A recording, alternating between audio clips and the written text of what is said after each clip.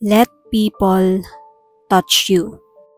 Ang sabi sa Acts 14 verse 8 to 10, sa Listra ay may isang lalaking hindi nakakalakad dahil lumpo na ito mula pa nang ito'y isilang.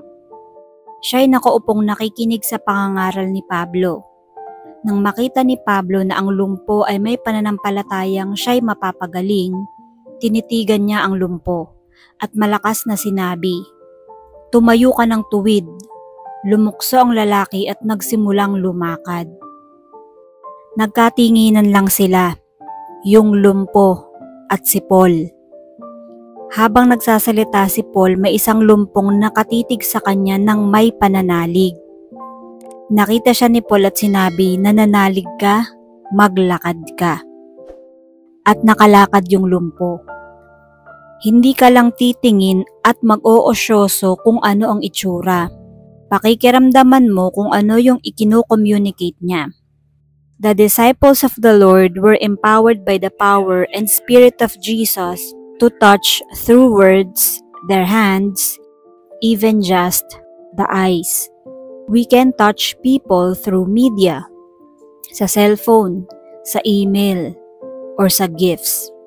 Pero ang pinaka-importante, let people touch you. Huwag kayong maglagay ng mga pader. Katulad halimbawa ng pagsuot ng kadilim-dilim na sunglasses.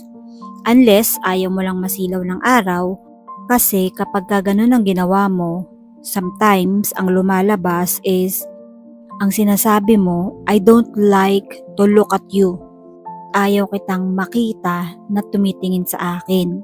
And ayoko na tinitingnan mo ako sa aking mga mata. Umiiwas tayong makipagtinginan.